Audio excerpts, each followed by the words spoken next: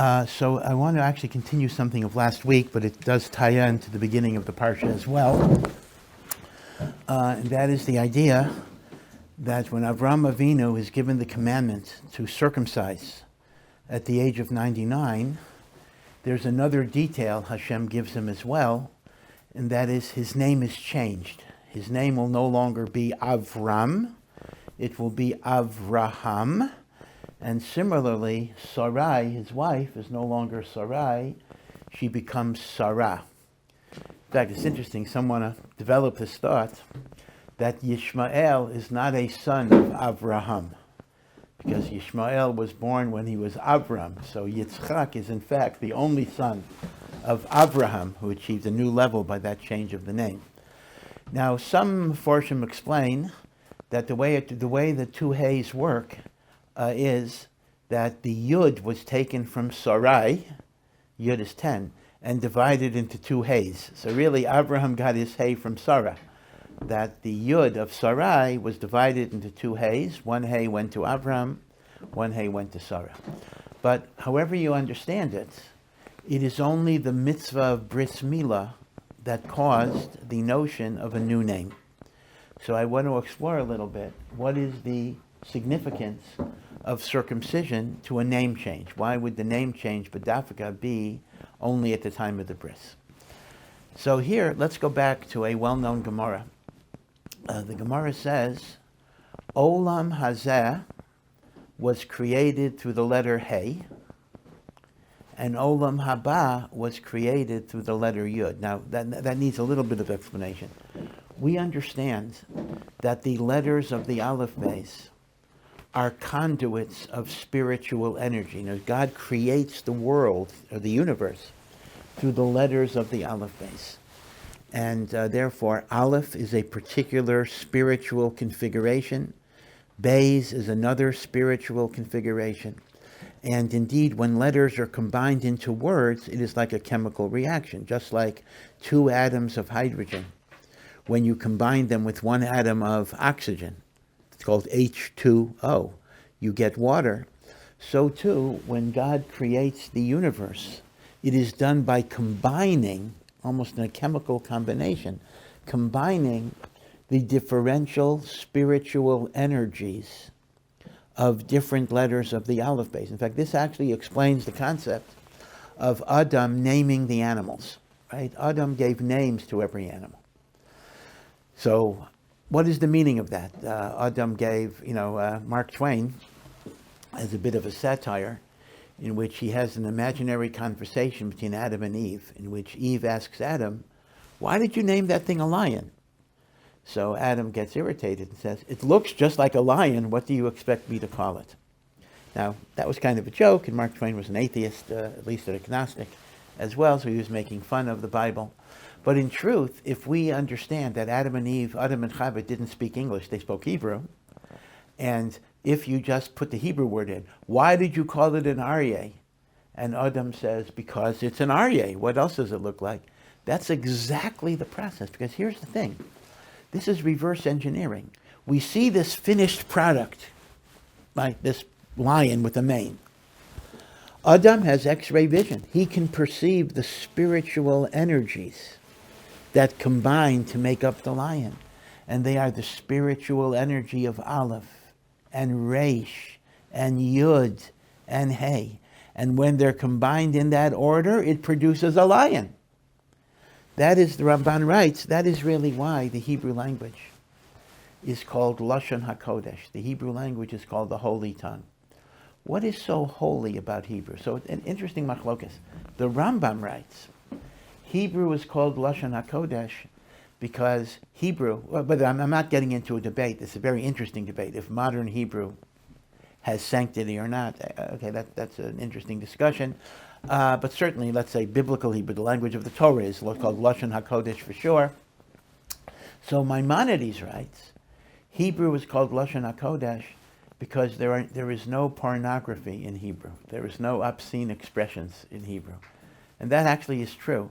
There is obscenities in modern Hebrew, but they're all from the Arabic. All the swear words in Hebrew are of Arabic origin.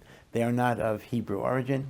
Hebrew indigenously does not have pornography. So that's Rambam's answer, but that's kind of a negative answer. It's holy because it doesn't have the bad stuff.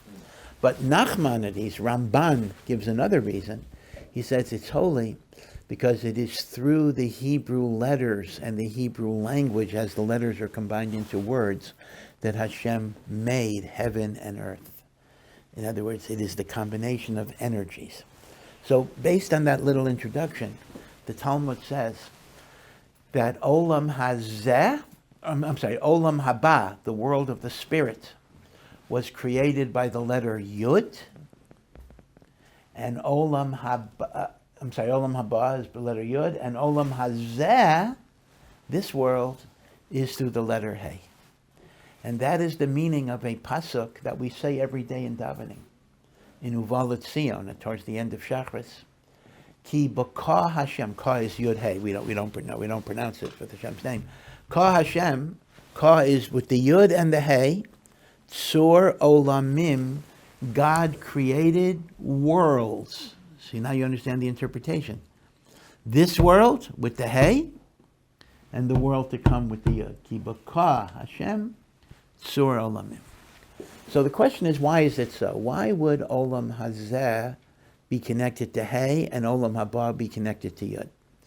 So the Maharal says the following idea.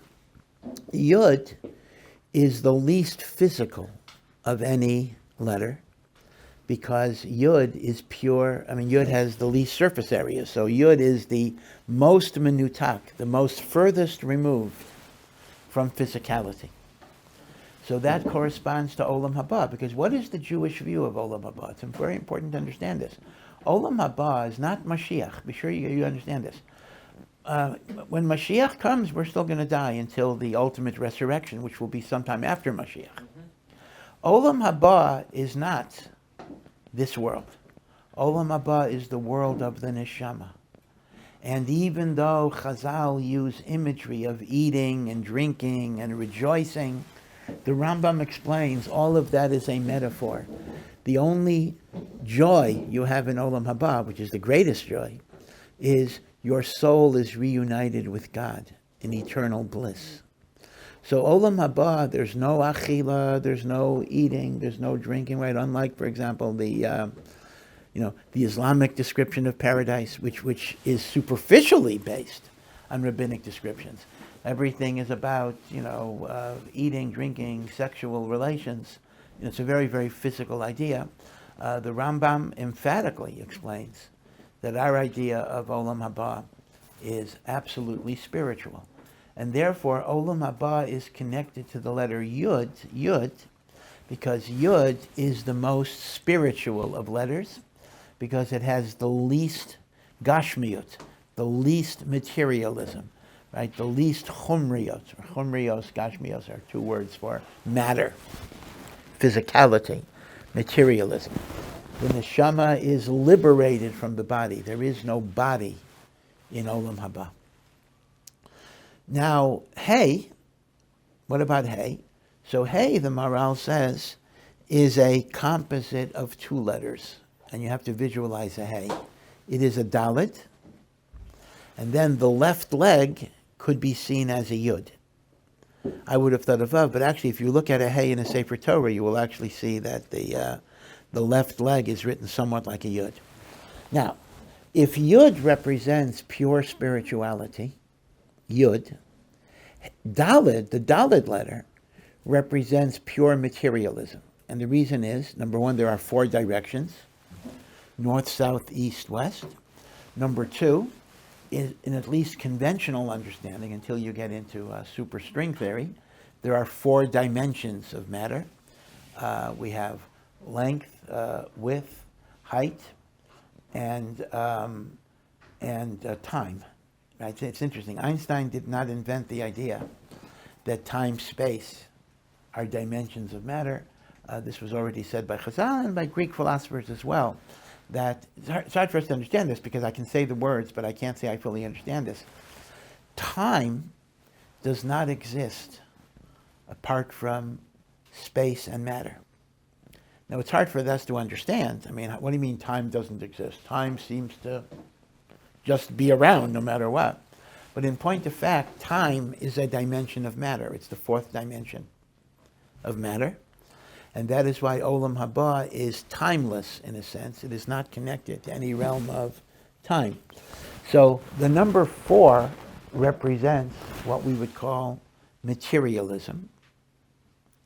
Now the Yud, as we said before by Olam Haba, represents spirituality. So what is a Hei? So now look at this. Hei is the integration of the spiritual into the physical. It is the combination of the Yud, which is Ruchnius, into the Dalet, which is Gashmius. And that creates Hei. And that is what Olam Hazeh is about. Olam Hazeh as a shell is a physical material shell. But our job in the world is to infuse even the physicality of creation with holiness. Now, perhaps we could say it a little differently. Instead of using the verb to infuse physicality with holiness, perhaps the idea is to uncover the latent and concealed holiness that exists within the physical. Right? So it's a slightly different picture. Instead of saying, I am injecting holiness into the Bria, I am uncovering the presence of God that animates the physicality. As the Baal Tanya writes, a very, very famous expression that Chabad uses, billions of times, but the truth is, even the Alter Rebbe himself is actually quoting a medrash, but for some reason it's more well known as a statement of the Alter Rebbe that HaKadosh Baruch Hu was Nisaveh.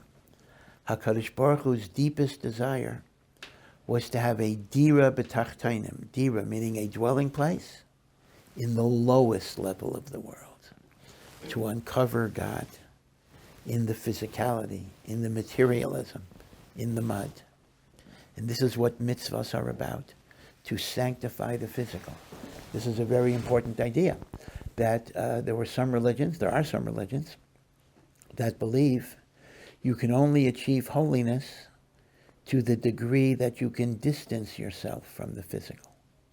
So thus, Catholicism, for example, advocates for at least the holiest people, the priests, the nuns, celibacy, because they say intimate relations with men and women are really not holy. We tolerate it, we allow it. As Paul said in the Christian Bible, better to marry than to burn. But it's not optimal. Poverty, right, etc. Again, whether they actually keep this stuff is another question. Now, obviously, the Catholic Church has many, many, many scandals, so I'm not addressing whether they live up to the standard.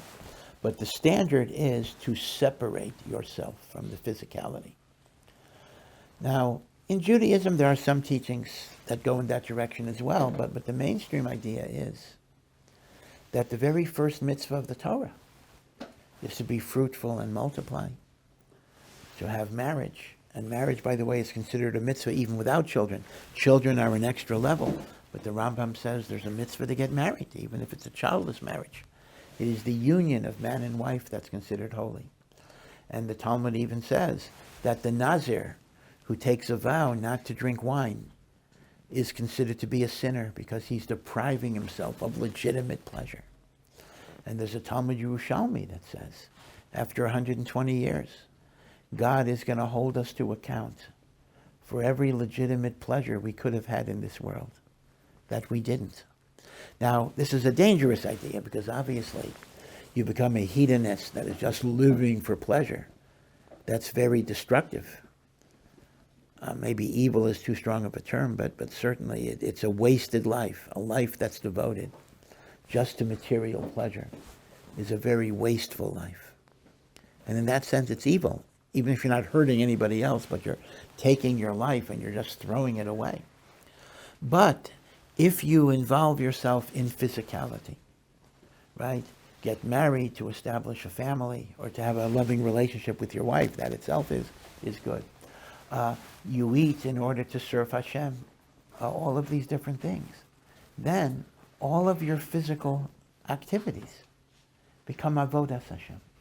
You serve Hashem not only when you daven and when you learn, you also serve Hashem, or you potentially serve Hashem, when you eat, when you play basketball, when you jog, when you go swimming, when you go on vacation. Because if you're doing it to enhance your appreciation of HaKadosh Baruch Hu, and you're doing it to give yourself health and energy to be able to serve Him better, so Hashem counts all of those activities as mitzvos as well. You see? So that's what the Hei connotes. The Hei connotes the idea of integrating the spiritual into the physical. And instead of serving God by escaping physical reality, you serve God by confronting physicality and materialism and elevating it, or, as Chabad would put it, exposing the godliness that is even within the physical itself. Now, it is interesting that Hei is only one half the gematria of Yud, meaning Yud is 10 and Hei is 5, which means pure spirituality, if you create a spirituality that's not connected to the physical, it may be more intense, like a Buddhist monk, right? You sit on a pole for 10 years, whatever it is. You separate yourself from the world. You can reach very ecstatic levels of spiritual joy. And when you're confronting the day-to-day grind of life, you often don't have that intensity. You're going from 10 to 5. Because confronting, whatever it is, carpool and changing diapers and raising young children and all the details in having a family and in working. So I don't have the intensity of the pure spiritual Yud. The Hei is diluted in some ways. The Hei is compromised. But Hashem cherishes the Hei more than the Yud. Because the tachlis, the purpose of God creating the world, is that we should sanctify and elevate the physical. Because if all God wanted was pure spirituality, He could have left this world alone. He had it in Shemayim. Remember, this was a whole debate. The angels did not want God to give the Torah to human beings. Why are you giving the Torah to human beings? They're going to mess it up. Keep it in heaven. And God's ultimate response, Moshe Rabbeinu, convinced that no, we need the Torah b'dafka in a physical world. Angels don't have the Yetzer Hara, they don't have the struggle. God wants us to live with this struggle. So that's the idea of the Yud and the Hei. Now, before I swing back to Avraham, because I'm going to get back to the question that I asked, let me just point out a famous Gemara, and you have certainly heard this Gemara if you've ever been to a Sheva Brachos, and those of us who are married, heard this probably at our own Sheva Brachos as well. And that is, there's a famous Gemara in Yevamos that points out that the letters of Ish and Isha share two common letters, Aleph, Shin, but the man has a Yud in his name, and a woman has a Hei in her name, and Yud and Hei is a name of God. So the Gemara makes the very beautiful observation that when there's God in the marriage, then men are men, women are women, men are doing what they're supposed to be doing, women are what they're supposed to be doing, and everything is beautiful. If you take God out of the marriage, take out the Yud, take out the Hei, so what are you left with? Eish. Eish means destructive fire. In other words, they will destroy each other by selfishness, by egotism, by anger. Beautiful thought. Put God in the marriage, men and women. Take God out of the marriage, Eish. So that's a beautiful Gemara. But the one thing the Gemara does not explain is, why does the man get the Yud and the woman get the Hei? Meaning it says Yud Hei is God's name. Take out God, there's Eish. But why does the man get the Yud and the woman get the Hei? So Maral says the following. This actually ties in exactly to what we were saying. Men have a more difficult time sanctifying the physical, meaning when we confront physicality and materialism, we tend to get dragged down. Our testosterone kicks in, our competition, our male ego. So just like a person with emphysema, breathing difficulties, might have to be on pure oxygen, so too the man needs to withdraw from the world sometimes. So we go to our shuls, we go to our yeshivos, we go to our kollalim, even if it's part-time, because confrontation with the world drags us down. The man's modality of connecting to God is primarily through the yud, at least sporadically. The woman's gift is that, and again, I am generalizing because I'm talking about male tendencies and female tendencies. Now, a man may have many female tendencies and a woman may have many male tendencies. So I know that in this day and age, whenever you say men are this, women are this, you always get in big trouble for being misogynistic or whatever the term for male phobic is. I'm not sure what the term for that is. What's the term for hate? Misogyny is hating women. What's the term for hating men? I'm not sure. Microaggression. So again, so I'm not making universal statements, but we are discussing tendencies, and that is, a woman is better at balancing integration. A woman is better at showing how even in the physical realm, by making Shabbos, by taking care of children, all of these inyanim, she shows. And the Maral even says, when the Torah describes a woman as an ezer kenegdo, to be a helpmate to man, her ezer is to teach the man how even in physicality there can be kedusha. Because the man does not automatically grasp that idea. The man thinks, I gotta get away. And the woman shows him in the here and now how you achieve kedusha. Okay, so that's why the man gets the yud, the woman gets the hey. It's not because the man is superior; it's actually an inferiority. The man is handicapped and needs a pure oxygen sometimes. A woman has a greater capacity to deal with the reality. In fact, again, I don't want to talk a whole thing about men and women, but even a pejorative statement in the Gemara can be understood in a very positive way. There's a famous statement in the Gemara that nashim, women, datan kalos. That means women are lightheaded. They're flighty. They can't focus on things. Datan kalos. So people say, oh, that's a big insult for women. So actually, if you understand it in a certain way, it actually is not. And that is, datan kalos is the ability to swiftly engage and disengage when you're confronted with multiple tasks. It's multitasking. Women have a superior capacity for multitasking. Men are very good. They have an intensive, laser-like focus on something, but then it's very hard for them to get out of it. Now, Baruch Hashem, when it involves Gemara learning, that's fantastic. When it involves a football game, maybe not so great, right? Don't disturb the guy when he's watching that football game because he is concentrating. A woman, by her very nature, often has to go here, go here, go here, go here. So it sounds to us like, yeah, why can't you focus? So the issue of who's better is really an irrelevant question because the answer is, in life, you need both types of skills. Meaning, the advantage of the male is the ability to focus intensely on a particular goal.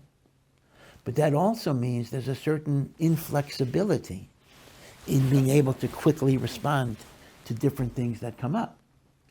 A woman has the talent of being able to multitask in that way, but perhaps at the expense of being able to focus.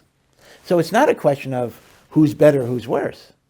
Rather, these are two different ways of dealing with reality, and both of them are needed in the world. That's why the world needs men and the world needs women, because specifically, they have different ways of focusing. Just to give you an example of this, there was a famous social psychologist in Harvard University.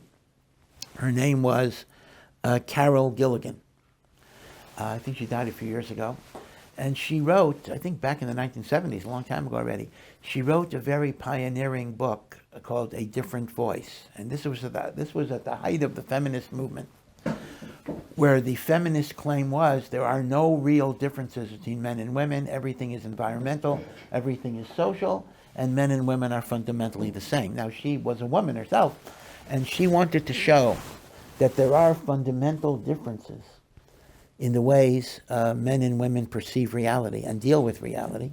And this is not just a social construct, but rather the differences in men and women are not just in their biology, but in their programming, in the way they perceive reality. And she did this by administering a test to hundreds of very young children. Now, of course, if you want to be skeptical, you say, "Oh, they've already been brainwashed from the age of 4." But okay. But she tested children that were very, very young, so it was unlikely that they were brainwashed by society. And she gave them a test, and one of the questions of the test was a very interesting test. Let's assume that you have a child, and your child is very sick, and the only medicine that could cure your child, otherwise he might die, is in a certain drugstore, and the drugstore is closed for the night. What do you do? Your child is dying. What do you do? So every single boy answered, well, I got to take a rock, and I got to break a window, and I got to get the medicine. Now, that's a good answer. That is a good answer. If my kid is dying, that's what the halacha says. Pikuach nefesh. The girls said, yeah, if you have to break the window, but be sure to leave a note, so they know who to contact to repair the window. Now, what does that show? It's not just a question, oh, girls are more moral than boys. Dr. Gillen was making a deeper point, and that is, the male tends to identify the most important issue and only focuses on that. Now, the most important issue is obviously saving the life of my child.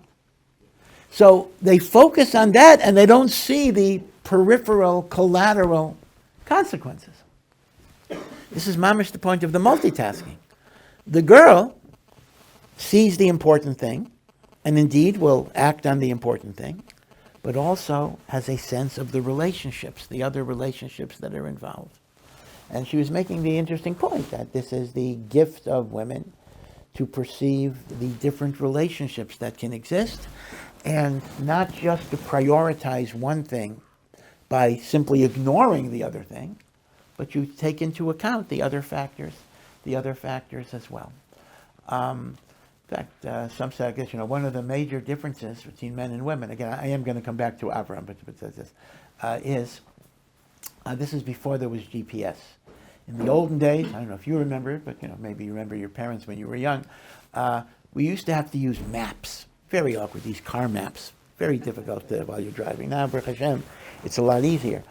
So, commonly, when husband and wife go on a trip and they get lost, so one of the major differences of men and women is men hate to ask directions. We absolutely hate to ask. Maybe there are exceptions, although I think this is pretty universal. Men hate to ask directions, and women love to ask directions.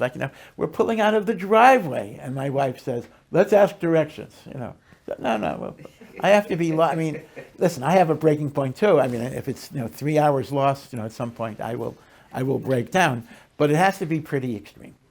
So what is, and this is actually a universal point, that in virtually all cultures, men hate to ask directions, and women have no problem asking directions. What is the yesod? Is there some deeper meaning to this? So there is, based on a Zohar. The Zohar points out, it's machlokas, do we say Adam and Chava were created together and then separated, or was there first man and then woman? The Zohar goes with the opinion that first there was Adam, man, and then there was woman. So here's the thing. Adam's first moments on earth, he was alone. There was no partner. Adam was not born into relationship.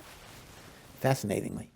Chava was created in a world of relationship. Adam was created in a world of isolation, and the relationship came later.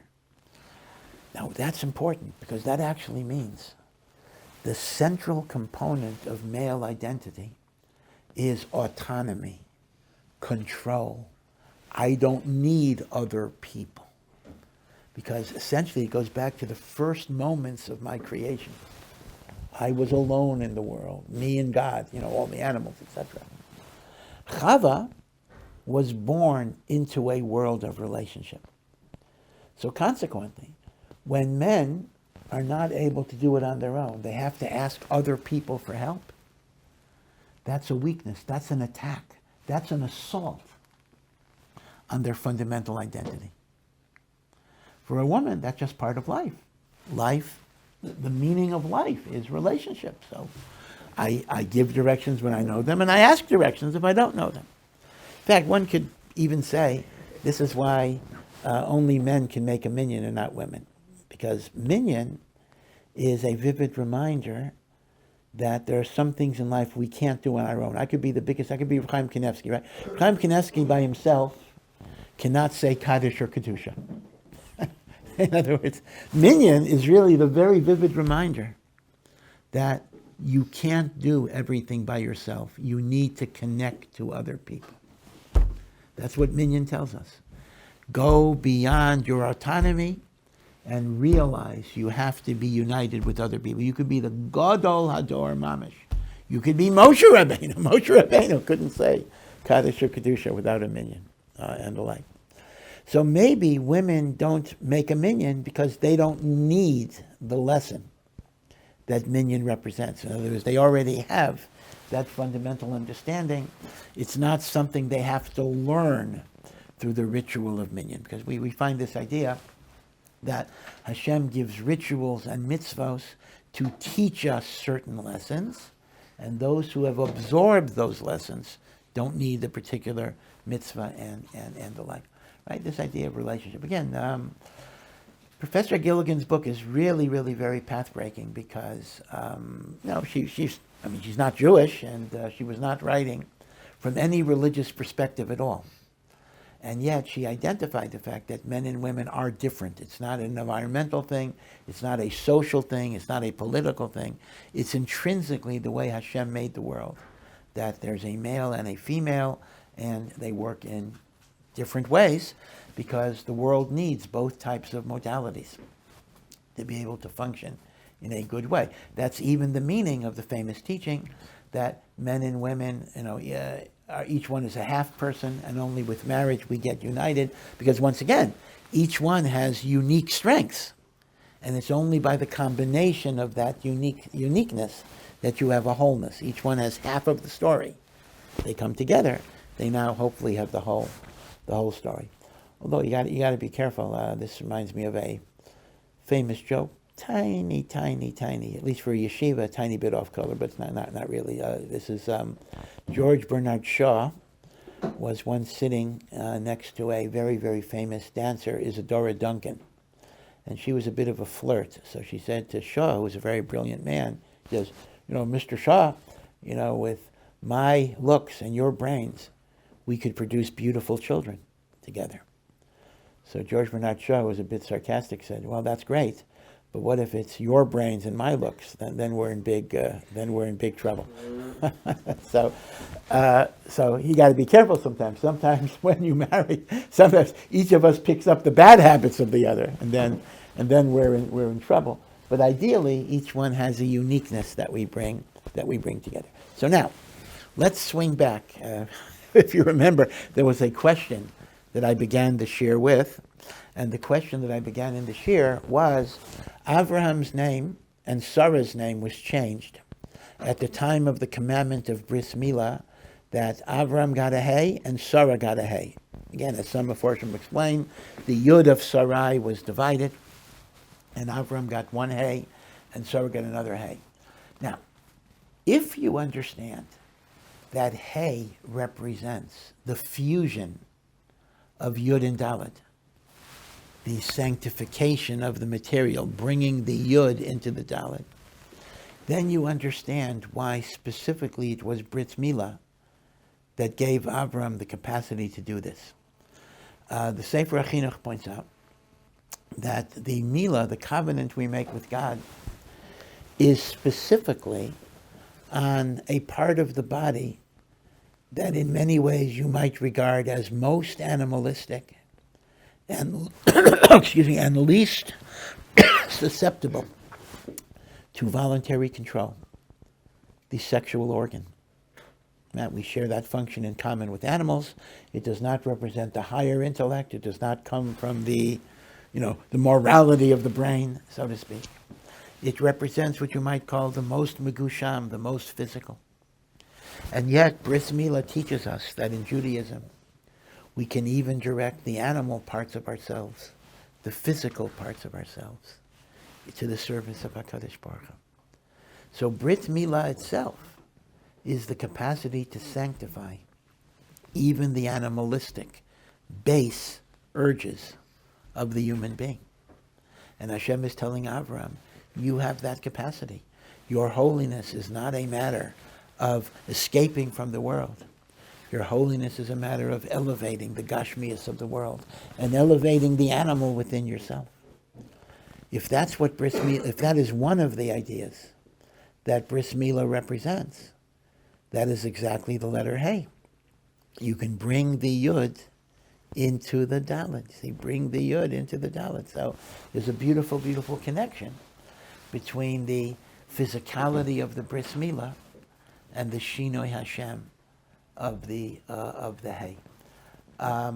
Right, so that's an important point. By the way, just in terms of the Hey, let me just mention that this also explains a very enigmatic name of two Tanoim that are mentioned in Pirkei Avos. And they're only mentioned once. I don't think they're mentioned elsewhere in Shas.